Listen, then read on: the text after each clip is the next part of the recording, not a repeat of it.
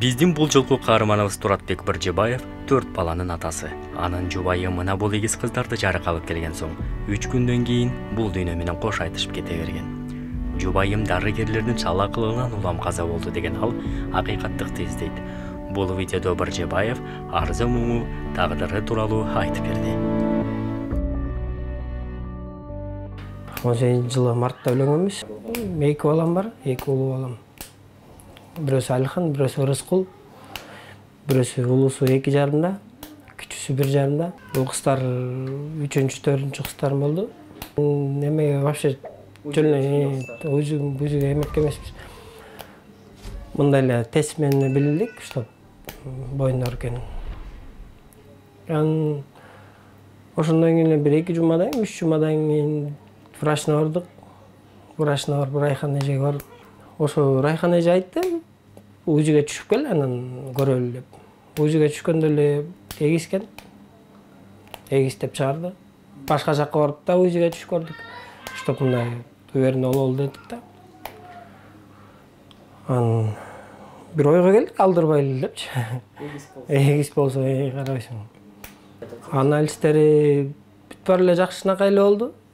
Бүт баары кем эгизди көтөргөндө кичине кыйналды. Андан ары ал келинчеги Перизат менен акыркы жолу эмне деп сүйлөшкөнүн минтип эстеди. Ошо барып бир саат, 1,5 сааттан кийин эле төрөдү. Өзү эле жакшынакай эле өзү төрөдү. Мындай өзүм төрөдүм деп сүйүнчүлөдү өзү. Келинчегим. Бүт баары жакшынакай эле болчу. Анан где-то бир саат 9:30 чай алып келип берчи деди. Термос бар болчу да. Макул деп столовойлордон чай сурадым. Мындай эле кипяток алып келип бер деди да. Аны бияктан өзүм чай эметип алып, эметип алам. Анан сливка алып келип бер деди. Бүт баары жакшынакай болчу. Алып келип бердим.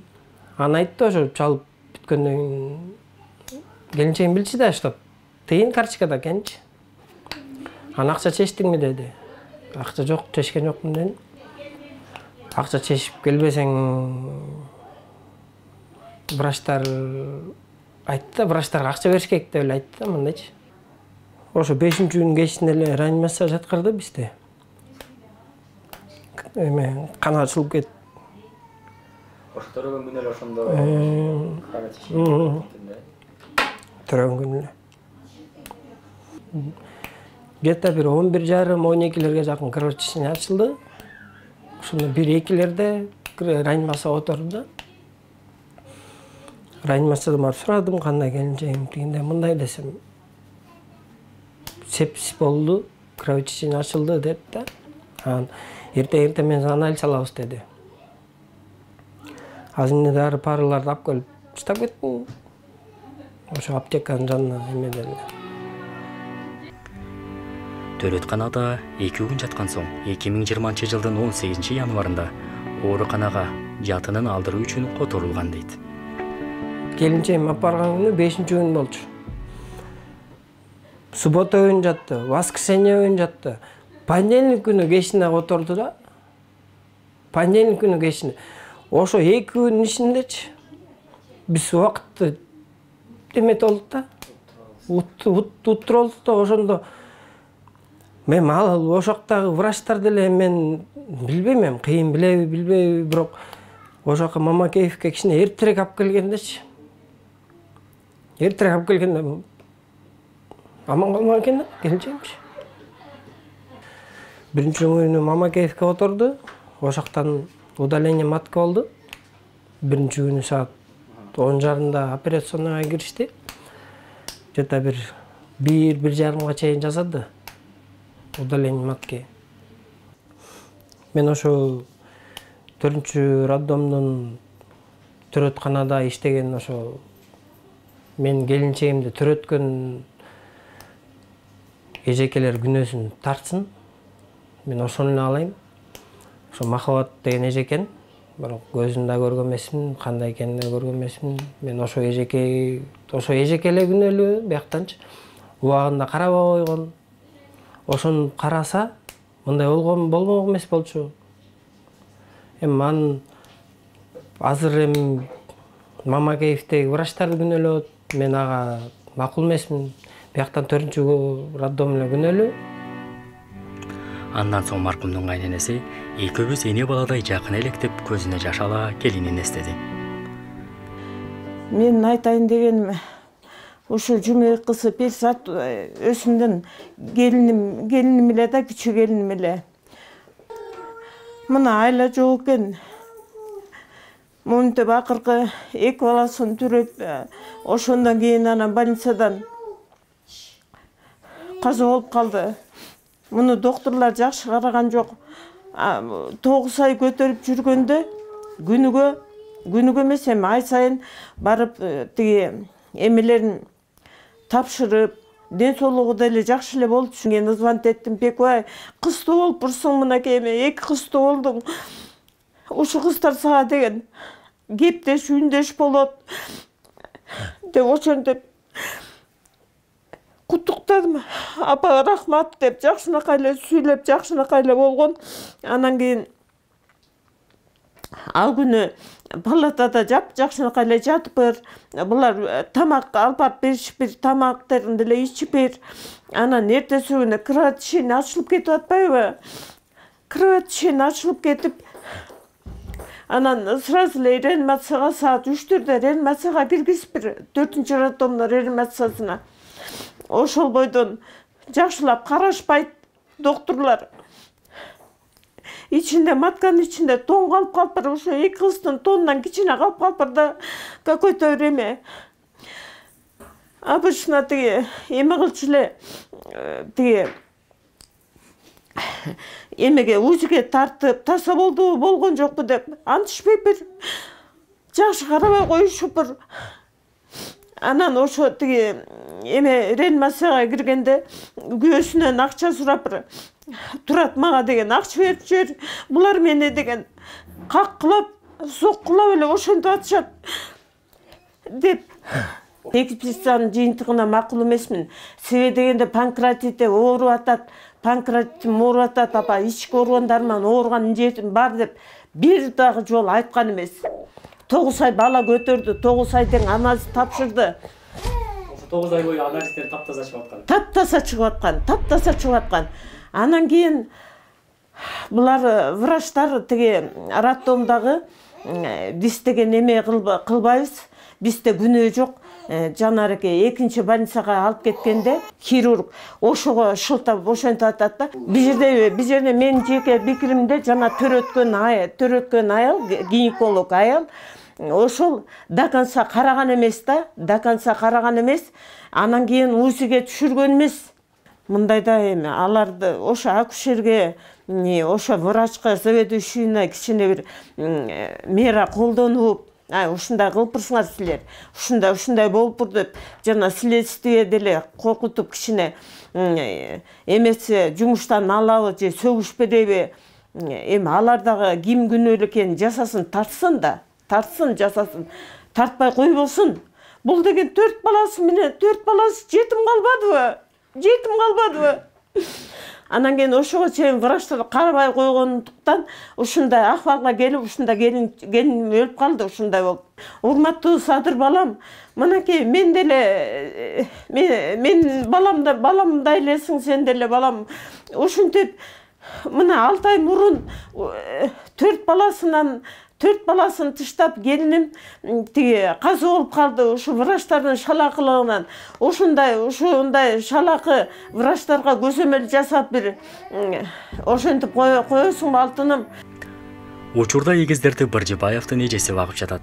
Ал кичинекей Аруузат менен Аруукенин жаңыдан чыгып келе жаткан кылыкчылыктары туурасында буларды айтып берди.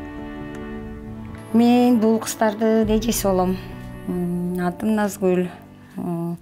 Мен бул кыздардын атасынын эң улуу эжеси болом. Анан бул кыздар азыр менин колумда, мен багып атам. Төрөлүп келгенден бери роддомдон чыгарып келгем өзүм. Ошо багып атабыз, жакшы эле, кыздардын состояниясы жакшы, ден соолуктары жакшы. Ошо бир аз эле азыр кичине сыркы болуп калышыптыр, тамактары ооруп. А так мындай жакшы эле. Ошо андан кийин өзүмдүн 2 кызым бар. Ошол 2 кызым жардам берет бакканга. Ошол экөө каралашат. Кандай аналар? Ыйлап эмеспи? Кимиси көбүрөөк ыйлайт текечинде. Кимиси көбүнчө сиздин тынчыңызды алат. Бул Аруузат. Аруузат мага көбүрөөк жакыныраак да булчу. Көбүрөөк жакыныраак, анан кечке мени эле карап турат. Ары бассам да, бери бассам, көзүнө көрүнбөй калсам эле болду, сразу ыйлап баштайт. Ал депчи. А бул самостоятельныйраак, көбүрөөк өзүнчө жатып ойнойт. Аруузат бирөөсүнүн аты? Аруке. Аруке болсо өзүнчө ойнойт, көбүрөөк өзүнчө жатып алып ойнойт да. Анан ысыкка дагы неме болушат окшойт. Азыр эми колго да суранбай калышты. Акчтар өздөрүнчө эле жатышат. Жатып ойноп эметип калышты. Колго алсаң жүдөп кетишет, ыйлашат. Ошо тамак ичкендери жакшы. Ойношот. Сизге башкаларга да барабы же сиз? Барат. 2 кызым алат. Жок, көп ыйлабайт эле, барышат. Ошо 2 кызым багышат. Азыр кандай нерсе тамак берип атасыздар? Азыр ошо жалаң эле смесь менен. Азыр врачтарыбыз пока разрешение бере элек эмегечи, кошумча тамак бергенге. Азыр смесь эле ичип атабыз. Ошо пока кошумча тамак кошо элекпиз. Бул буюмдарды ошо төрөлүп келгенден кийин 2 ай болгондо сатып алдык.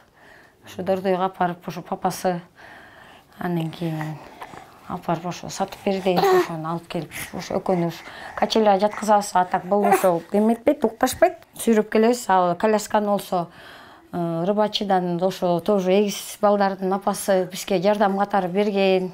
Ошолорду. Анан балдарды биротоло өзүңүз асырап алайын десеңиз же атасына алып кетип койсузбу? Жок, эми атасы алам десе берем да, бул меники эмес да. Багып эле алгыңыз келип атабы? Болот, алгым келет. Бергим келбей эле турат, андан кийин эми айла жок, если алам десе беребиз. Убактылуу эле карап берип экенсиз. Ооба, жардамда. Эми бир тууганым болсо андан кийин кантип жардам бербей коем. Бул азыр кичинекей кыздардын учурда чоң бир туугандарын ким карап атат? Чоң бир туугандарын ошо апам карайт.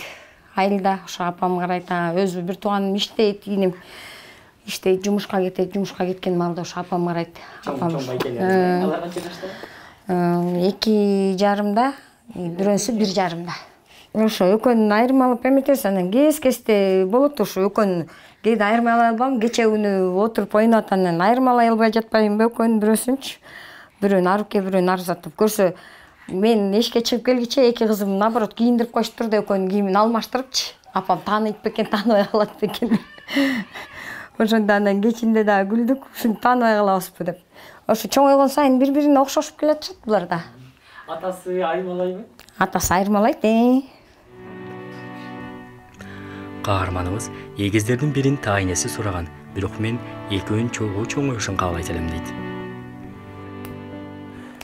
2 кызым, ошо 2 жаңы төрөлгөн кызым эжекемде, эң улуу эжекем багып берип атат. Андан кийинки балам Ырскул, ал үйдө апам менен. Андан кийин эң улуусу Алихан бала акчага барат.